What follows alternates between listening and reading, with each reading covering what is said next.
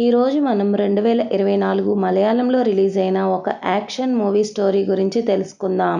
అదే మమ్ముట్టి, రాజ్బీ శెట్టి, సునీల్ మరియు అంజనా కలిసి నటించిన టర్బో మూవీ. ఈ మూవీ అయితే కామెడీ అండ్ యాక్షన్ మిక్స్ అయ్యి ట్విస్టులు కూడా ఉంటాయి. ఓపెన్ చేస్తే చెన్నైలోని ప్రజలందరూ కూడా దీపావళి జరుపుకుంటూ ఉండగా విన్సెంట్ అండ్ గ్యాంగ్ వెళ్ళి వెంకటేష్ అనే వ్యక్తితో పాటు తన భార్యను కూడా దారుణంగా చంపుతారు. వెంకటేష్ అండ్ ఆ ఫ్యామిలీని ఎందుకు చంపారో తర్వాత తెలుస్తుంది. అప్పుడే మూవీ టైటిల్ పడుతుంది. మరొక పక్క కేరళలో వక్కాచాన్ అనే ఒక వ్యక్తి వెళ్ళి చర్చి ఫాదర్ని కలిసి ప్రతి సంవత్సరం మన చర్చి దగ్గర గ్రాండ్గా తిరునాళ్ళు చేసుకుంటున్నాం. కానీ ఆ జోష్ ప్రతి సంవత్సరం తిరునాళ్ళలో ఎవరితో ఒకరితో గొడవలు పడుతున్నాడు. ఆ జోష్ గొడవల వలన తిరునాళ్ళలో షాప్స్ కూడా డ్యామేజ్ అవుతున్నాయి. అందుకే ఈసారి తిరునాళ్ళ టైంకి జోష్ని ఎక్కడికైనా దూరంగా ట్రిప్కి పంపిద్దాం. తిరునాళ్ళ సాఫీగా జరుగుతుంది. కావాలంటే జోష్ ట్రిప్కి అయ్యే ఖర్చు అంతా నేనే పెట్టుకుంటా అని అంటాడు. దానితో వక్కాచాన్ మరియు చర్చి ఫాదర్ వెళ్ళి జోష్ వాళ్ళ అమ్మను కలిసి విషయం మొత్తం చెప్పి ఒప్పిస్తారు. ఆ తర్వాత తిరునాళ్ళ రోజు సిటీలో జాబ్ చేసుకునే జెర్రీ తన ఫ్రెండ్స్తో కలిసి జోష్ ఇంటికి వచ్చి తిరునాళ్ళ దగ్గరకు వెళ్దాం రా అన్న అని పిలవగా జోష్ వాళ్ళ అమ్మ మాత్రం ఈ సంవత్సరం మీ జోష్ అన్న తిరునాళ్ళకు రావడం లేదు అని వెంటనే జోష్ని చూసి నీకు అవసరమయ్యే డబ్బును నీ బ్యాగ్లో పెట్టాను. నువ్వు వెంటనే కొడైకెనాల్ ట్రిప్కి వెళ్ళి 3 రోజుల తర్వాత ఊరిలో అడుగుపెట్టు. లేదంటే నీ కాళ్ళు విరక్కొడతా అని వార్నింగ్ ఇచ్చి జోష్ను పంపించేస్తుంది. అయితే లాస్ట్ ఇయర్ జోష్ చేతిలో తన్నులు తిన్న గ్యాంగ్ మళ్ళీ ఈ సంవత్సరం తిరునాళ్ళకు వచ్చి జోష్ ఫ్రెండ్స్ గ్యాంగ్ని మొత్తాన్ని కొడుతూ ఉండటంతో సరిగ్గా అదే టైంలో జోష్ అక్కడికి వెళ్ళి గ్యాంగ్ మొత్తాన్ని కొట్టి జెర్రీకి గాయాలు అవడంతో తనని హాస్పిటల్లో అడ్మిట్ చేస్తారు. సరిగ్గా అదే టైంలో జోష్కి బాగా పరిచయం ఉన్న ఒక పోలీస్ ఆఫీసర్ డేవిడ్ వచ్చి జోష్ని కలిసి ఆ గ్యాంగ్ నీ కోసం వచ్చి జెర్రీని కొట్టారు అనుకుంటున్నావు కదా, కానీ నిజం అది కాదు. ఆ గ్యాంగ్ జెర్రీ కోసమే వచ్చారు. జెర్రీ పక్క ఊరిలో ఉన్న ఒక అమ్మాయిని లవ్ చేస్తున్నాడు. కానీ జెర్రీ లవ్ చేస్తున్న ఆ హిందూ ఫ్యామిలీకి జెర్రీతో పెళ్లి చేయడం ఇష్టం లేదు. రేపే ఇందూకి ఎంగేజ్మెంట్ చేస్తున్నారు. అందువల్ల జెర్రీ అక్కడికి వెళ్ళి గొడవ చేస్తాడేమో అని ముందు జాగ్రత్తగా జెర్రీ మీద అటాక్ చేశారు అని చెప్తాడు. అది విన్న జోష్ ఒక పక్క జెర్రీకి ఇప్పుడే మత్తు ఇంజెక్షన్ ఇచ్చారు. మరొక పక్క ఇందూకి ఎంగేజ్మెంట్ జరగబోతుందా, ఇప్పుడు ఎలా అని జెర్రీ ఫింగర్ ప్రింట్తో జెర్రీ ఫోన్ అన్లాక్ చేసి ఇందూకి కాల్ చేద్దాం అనుకుంటే జెర్రీ ఫోన్లో Indu Insta, Indu +2, Indu Bumble, Indu Tinder, Indu జెల్ అని రకరకాల కాంటాక్ట్ నెంబర్స్ ఉంటాయి. ఇందులో జెర్రీ లవ్ చేసే అమ్మాయి ఎవరో తెలియక జోష్ అండ్ గ్యాంగ్ అన్ని నెంబర్స్కి కాల్ చేస్తారు. మరొక పక్క ఇందూ ఎంగేజ్మెంట్కి ఏర్పాట్లు చేయబోతూ ఉండగా ఇందూ చెల్లి నీరు మాటిమాటికి ఇందూని చూసి ఎంగేజ్మెంట్ జరగబోతుంది, జెర్రీ ఇంకా ఎప్పుడు వస్తాడు, నీ ప్లాన్ ఏంటి అని అడుగుతుంది. అదే టైంలో జోష్ అక్కడికి వెళ్ళి ఇందూ ఫ్యామిలీకి నచ్చచెప్పడానికి ట్రై చేస్తాడు. వాళ్ళు వినకపోవడంతో ఇందూ ఫ్యామిలీని కొట్టి ఇందూని అక్కడి నుంచి జెర్రీ ఇంటికి తీసుకొని వెళ్తాడు. అయితే జెర్రీ మాత్రం నువ్వు ఏం మాట్లాడుతున్నావు, ఈ అమ్మాయి ఎవరో నాకు కూడా తెలీదు అని అంటాడు. దానితో షాక్ అయిన జోష్ ఏదో చిక్కుల్లో ఇరుక్కుంటున్నాను అనుకొని ఇందూతో నిన్ను మీ ఇంట్లో వదలనా అని అనగా దానికి ఇందూ లేదు నేను చెన్నైలో జాబ్ చేస్తున్నాను, సో నేను చెన్నైకి వెళ్తాను అని అంటుంది. జోష్ వెంటనే ఇందూని చెన్నై బస్ ఎక్కిస్తాడు. సరిగ్గా అదే టైంలో జోష్ వాళ్ళమ్మ జోష్కి కాల్ చేసి నువ్వు ఎక్కడ ఉన్నావు, నువ్వు ఎవరో అమ్మాయిని కిడ్నాప్ చేశావు అని పోలీసులు ఇంటికి వచ్చారు. నువ్వు ఆ అమ్మాయిని తిరిగి వాళ్ళ ఇంట్లో వదిలిపెడితేనే నువ్వు మన ఇంటికి రా, లేదంటే ఇంటికి రాకు అని చెప్తుంది. దానితో జోష్ మళ్ళీ ఇందూ ఎక్కిన బస్సును వెంబడించి ఇందూ దగ్గరికి వెళ్ళి నువ్వు మీ ఇంటికి వెళ్ళాలి పదా అని అంటాడు. కానీ ఇందూ మాత్రం లేదు నేను ఇంటికి రాను, చెన్నైకి వెళ్తున్నా అని అంటుంది. దానితో జోష్ కూడా అదే బస్లో ఇందూ పక్కనే కూర్చొని నువ్వు టెన్షన్లో నా పరిస్థితి అర్థం చేసుకోవడం లేదు, ఇప్పుడు నువ్వు తిరిగి ఇంటికి వెళ్ళకపోతే మా అమ్మ నన్ను ఇంట్లోకి రానివ్వదు, అందుకే నేను కూడా నీతో పాటు చెన్నైకి వస్తాను, రేపు బాగా రిలాక్స్ అయ్యి ప్రశాంతంగా ఆలోచించు, ఈలోపు నేను సిటీ మొత్తం తిరిగి వస్తాను, ఈవినింగ్ ఇద్దరం కలిసి కేరళకి వచ్చేద్దాం, నువ్వు మీ ఇంటికి నేను మా ఇంటికి వెళ్ళిపోదాం అని చెప్తాడు. అలాగే జోష్ ఇందుతో అసలు మీ ఇంటికి వచ్చి నీ ఎంగేజ్మెంట్ ఆపడానికి ఎంత కష్టపడ్డానో తెలుసా? జెర్రీ ఫోన్లో ఇందు పేరుతో చాలామంది ఉన్నారు. అందరికీ ఫోన్ చేయాల్సి వచ్చింది అని చెప్తాడు. ఆ తర్వాత మాటల్లో ఇందు నేను ఐసీపీ బ్యాంక్లో మేనేజర్గా వర్క్ చేస్తున్నాను అని చెప్తుంది. కొంత సమయానికి జోష్ నిద్రపోతాడు. మళ్ళీ నిద్ర లేచే టైంకి ఇందు బస్లో ఉండదు. దాంతో జోష్కి ఎటు వెళ్ళాలో తెలియక ఏమీ అర్థం కాదు.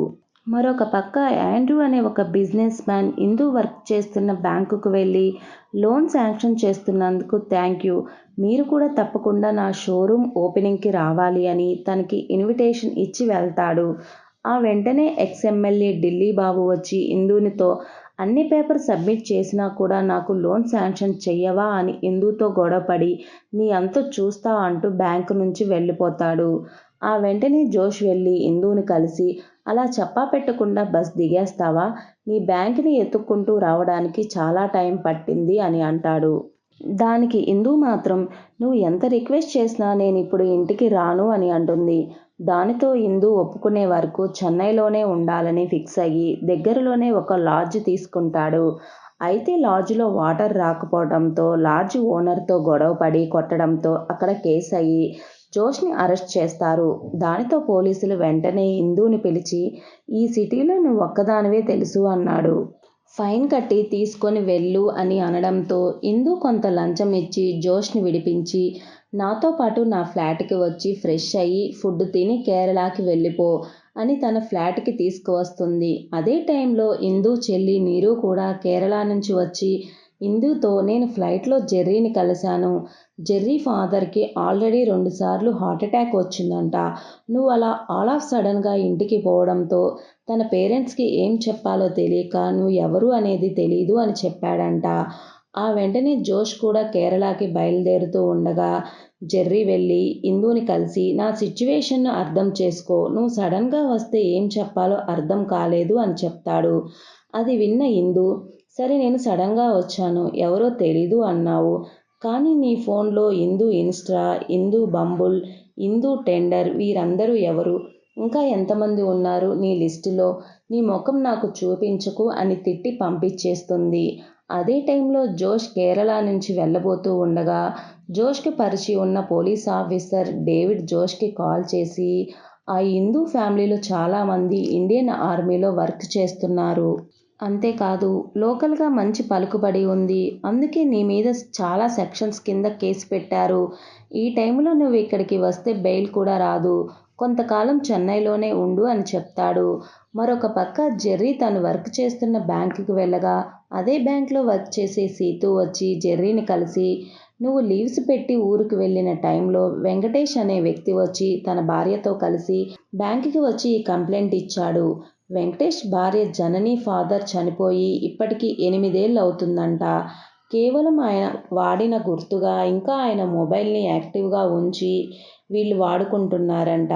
అయితే 2 రోజుల క్రితం ఆ చనిపోయిన వ్యక్తి అకౌంట్ నుంచి 70 లక్షలు ట్రాన్స్ఫర్ అయినట్లుగా మెసేజ్ వచ్చిందంట. అసలు వాళ్లకు ఆ బ్యాంక్ అకౌంట్ ఉన్నట్లు కూడా తెలియదంట అని కంప్లైంట్ ఇచ్చి వెళ్ళారు. ఆ తర్వాత రోజు నేను మళ్ళీ వెంకటేష్కి ఫోన్ చేసినా లిఫ్ట్ చేయలేదు. అయితే ఆ 70 లక్షల ట్రాన్సాక్షన్ జరగటానికి నీ పర్సనల్ ఎంప్లాయీ పాస్కి వాడినట్లు తెలిసింది అని చెప్తుంది సీతు. అది విన్న జెర్రీ షాక్ అయ్యి చనిపోయిన వ్యక్తి బ్యాంకు నుంచి ట్రాన్సాక్షన్ జరగటం ఏంటి, అది కూడా నాకు తెలియకుండా నా పాస్కి వాడి ట్రాన్సాక్షన్ జరగటం ఏంటి అని అనుకుంటాడు. దాంతో వెంటనే ఆ ట్రాన్సాక్షన్ గురించి ఎంక్వైరీ చేయడం స్టార్ట్ చేస్తాడు. అదే టైంలో జోష్ వెళ్ళి జెర్రీని కలిసి నేను కేరళకి వెళితే నన్ను అరెస్ట్ చేస్తారు. సో కొన్ని రోజులు ఇక్కడే ఉండాలి అని అనగా అది విన్న జెర్రీ మాత్రం నువ్వు నా ఫోన్లో ఉన్న నెంబర్స్ గురించి ఇందుకి ఎందుకు చెప్పావు, వాళ్ళందరూ కూడా నా పాత ఫ్రెండ్స్, నాకు వారికి ఎటువంటి రిలేషన్ లేదు. ఇప్పుడు నీ వల్ల ఇందు నాతో మాట్లాడటం లేదు. ఇందు నాతో మాట్లాడే వరకు నేను కూడా నీతో మాట్లాడను. కావాలంటే నా ఫ్లాట్లో ఇక్కడే ఉండు, కానీ నేనైతే నీతో మాట్లాడను అని చెప్తాడు. ఆ వెంటనే జెర్రీ వెళ్ళి సీతుని కలిసి నా పాస్కీ నుంచి పోయిన సంవత్సరం సుమారు 10 కోట్ల ట్రాన్సాక్షన్ జరిగింది. అది కూడా నాకు తెలియకుండా జరిగింది.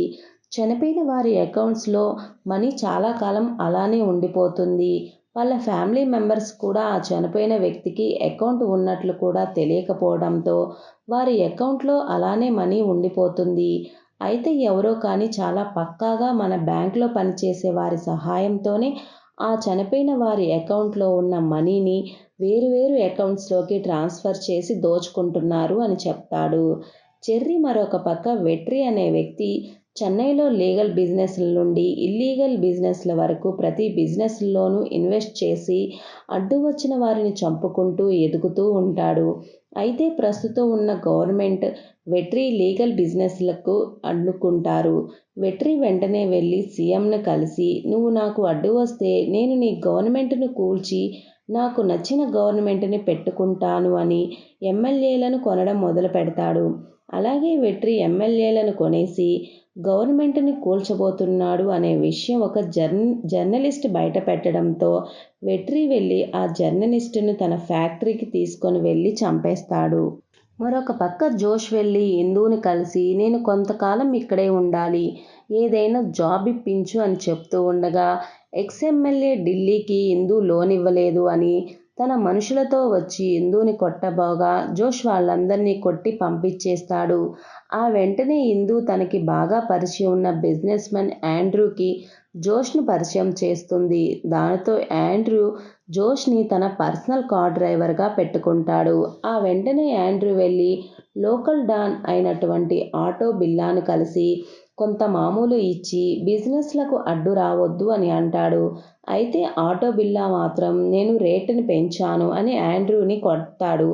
దానితో జోష్ ఆటో బిల్లా గ్యాంగ్ మొత్తాన్ని కొట్టి ఆండ్రూని కాపాడటంతో ఆండ్రూ హ్యాపీగా ఫీల్ అయ్యి జోష్ ఉండటానికి ఒక కాస్ట్లీ ఫ్లాట్ని కూడా ఇస్తాడు. దానితో ఊరు నుండి జోష్ వాళ్ళ అమ్మ కూడా వచ్చేసి జోష్తోనే ఉంటుంది. అలాగే జోష్ ఇందూ ఫ్యామిలీని కూడా ఇందూతో వారితో కలిసిపోయి ఫ్రెండ్లీగా ఉండటం స్టార్ట్ చేస్తాడు. జోష్ వాళ్ళమ్మ మార్వెల్ మూవీస్కి ఫ్యాన్ కావడంతో రోజు మార్వెల్ మూవీస్ని చూస్తూ ఉంటుంది. ఇందూ ఇంకా జెర్రీతో మాట్లాడకుండా దూరం పెడుతుంది. అదే టైంలో జెర్రీ వెళ్ళి తన బ్యాంక్ మేనేజర్ని కలిసి చనిపోయిన వారి అకౌంట్ నుంచి మనీ ముందు వేరు వేరు అకౌంట్స్లో చిన్న చిన్న మొత్తంలో డిపాజిట్ చేసి ఆ తర్వాత ఆ మొత్తాన్ని క్యాష్ రూపంలో విత్డ్రా చేస్తున్నారు. ఆ అకౌంట్స్ అన్నీ కూడా కూలి పనులు చేసుకునే వ్యక్తుల పేర్ల మీద ఓపెన్ అయి ఉన్నాయి. ఆ కూలీలందరూ కూడా వెట్రి అనే ఒక వ్యాపారవేత్త రన్ చేస్తున్న ఫ్యాక్టరీలో పనిచేస్తున్నారు.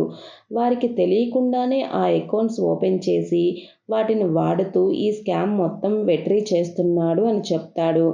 అయితే ఆ బ్యాంక్ మేనేజర్ కూడా వెట్రి మనిషి కావడంతో ఆ మేనేజర్ వెళ్ళి ఆ విషయం మొత్తం వెట్రికి చెప్పేస్తుంది. దానితో వెట్రి వెంటనే తన టీంలోని ఎంప్లాయీని చూసి ట్రాన్సాక్షన్ చేసే ముందు ఆటో ఎస్ఎంఎస్ అకౌంట్ ఆఫ్ చేసి ట్రాన్సాక్షన్ చేయాలి కదా, నువ్వు చేసిన చిన్న తప్పు వల్ల మేమందరం రిస్క్లో పడ్డామని ఆ ఎంప్లాయీని చంపేస్తాడు. మరో పక్క జెర్రీ వెళ్ళి ఆ స్కామ్ గురించి ఇందూకి చెప్పాలి అనుకోగా ఇందూ మాత్రం జెర్రీతో మాట్లాడదు. అదే టైంలో వెట్రి గ్యాంగ్ జెర్రీని ఫాలో అవుతూ ఉంటారు. ఆ రోజు రాత్రి జోష్ తన ఫ్లాట్కి వెళ్ళగా అప్పటికి ఫ్లాట్లో ఆటో బిల్లా గ్యాంగ్ ఉంటుంది.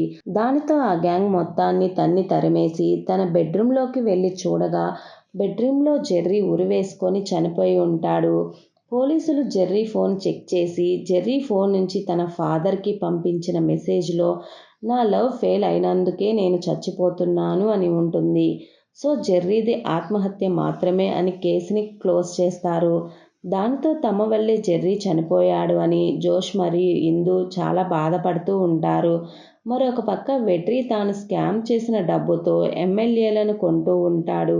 అదే టైంలో వెట్రి గ్యాంగ్లోని విన్సెంట్ వెళ్ళి వెట్రిని కలిసి ఆ జెర్రీ చనిపోయే ముందు ఇందూ అనే ఒక బ్యాంక్ మేనేజర్ని కలిశాడు అని చెప్తాడు. దానితో ఆ తర్వాత రోజు ఇందూ తన బ్యాంక్ జాబ్ నుంచి తీసేస్తారు. ఆ వెంటనే ఇందూ మీద అటాక్ కూడా జరగ్గా జోష్ వెళ్ళి ఇందూని కాపాడుతాడు.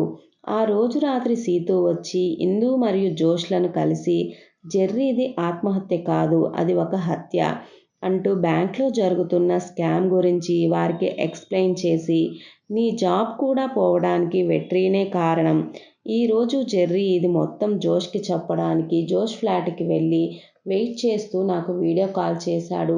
ఆ టైంలోనే వెట్రీ గ్యాంగ్ వచ్చి జెర్రీని చంపి వెళ్ళిపోయారు.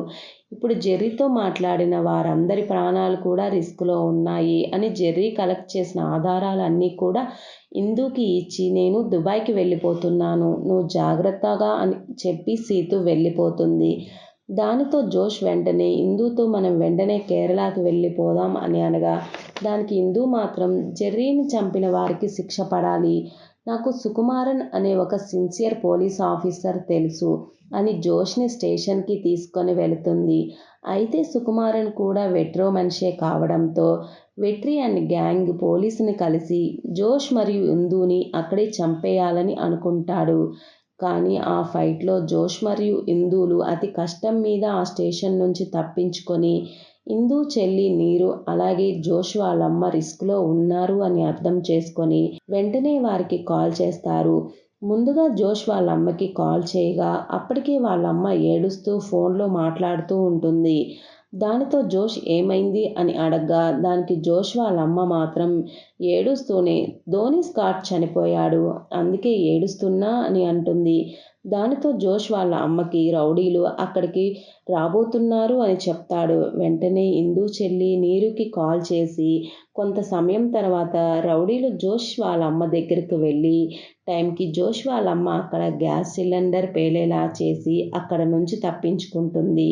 మరొక పక్క రౌడీలు నీరు ఉంటున్న ఫ్లాట్ దగ్గరికి వెళ్ళగా అక్కడ ఆల్రెడీ ఆటో బిల్లా తన గ్యాంగ్తో వెట్రీ గ్యాంగ్కి ఎదురై ఈ మధ్యన ఈ ఫ్లాట్ను నేను రెంట్కు తీసుకున్నాను అని అబద్ధం చెప్తాడు.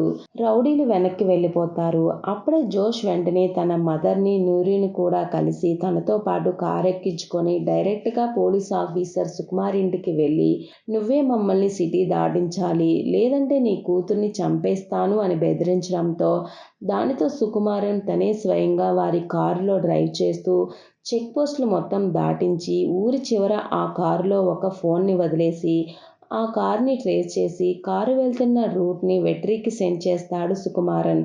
దానితో వెట్రీ గ్యాంగ్ జోష్ని చేస్ చేస్తారు. చాలాసేపటి చేజింగ్ తర్వాత వెట్రీ గ్యాంగ్ ఇందూను తమతో పాటు తీసుకొని వెళ్ళిపోతారు. ఆ వెంటనే జోష్ తన మదర్ని నీరుని సేఫ్గా ఆండ్రూ దగ్గర వదిలి ఇందూని కాపాడటానికి వెట్రీ దగ్గరికి బయలుదేరతాడు. జోష్ని చూసిన వెట్రీ నువ్వు చాలా కాన్ఫిడెంట్గా ఇందూని కాపాడటానికి ఇక్కడకు వచ్చావు, కానీ ఆండ్రూ కూడా నా మనిషి, అందుకే నీ మదర్ని నా ప్లేస్కి తీసుకొని వెళ్ళాడు నాని నమ్ముతాడు. ఆ మాటలు విన్న జోష్ కూడా నవ్వి నేను కావాలనే ఆండ్రూతో ప్లాన్ చేసి నా మదర్ని నీ ప్లేస్కి పంపించాను, అలా చేయడం వల్ల ఇక్కడ ఉన్న నీ గ్యాంగ్లో సగం మందిని అక్కడికి పంపించావు, అక్కడ ఇందూ ఫాదర్ ఆల్రెడీ తన ఆర్మీ బెటాలియన్తో నీ ప్లేస్ని చుట్టుముట్టాడు, నా మదర్ మరియు నీరు సేఫ్, నీకు వ్యతిరేకంగా జెర్రీ కలెక్ట్ చేసిన ఆధారాలు అన్నీ కూడా ఎక్స్ఎమ్మెల్యే ఢిల్లీ ద్వారా సీఎం దగ్గరకు పంపించాను, నువ్వు గవర్నమెంట్ను కూల్చడానికి ట్రై చేస్తున్నావు కాబట్టి సీఎం ఆల్రెడీ నీ మీద కోపంగా ఉన్నాడు, ఇప్పుడు నీకు వ్యతిరేకంగా సాక్ష్యాలు కూడా దొరికాయి, సో నీ అకౌంట్స్ అన్నీ బ్లాక్ చేయించి నీ కోసం గాలిస్తున్నారు అని అంటాడు. అది విన్న వెట్రీ కోపంతో జోష్తో ఫైట్ చేయగా జోష్ వెట్రీ అండ్ గ్యాంగ్ని చంపి ఇందూను సేఫ్గా తీసుకొని వెళ్తాడు. కొన్ని రోజులకి జెర్రీ ఇంటికి ఒక పార్సిల్ బాక్స్, అక్కడే ఉన్న జోష్ ఆ బాక్స్ని ఓపెన్ చేయగా జోష్కి హెల్ప్ చేసిన ఆండ్రూ తలతో పాటు ఒక లెటర్ కూడా వస్తుంది. ఆ లెటర్లో విజయ్ సేతుపతి ఇలా రాసి ఉంటాడు, నువ్వు నీకు తెలియకుండానే నా చీకటి సామ్రాజ్యంలో వేలు పెట్టావు, నువ్వు చంపిన వెట్రీ నా సైన్యంలో చిన్న సైనికుడు మాత్రమే, ఇప్పుడు నేనే నీ కోసం వస్తున్నాను అని రాసి ఉంటుంది. అక్కడితో ఈ మూవీ ఎండ్ అవుతుంది. అంటే టర్బో 2లో విజయ్ సేతుపతి జోష్ కోసం వస్తున్నాడు అని అర్థమవుతుంది. ఈ వీడియో కనుక మీకు నచ్చినట్లయితే ప్లీజ్ సబ్స్క్రైబ్ చేయండి. Thank you for watching.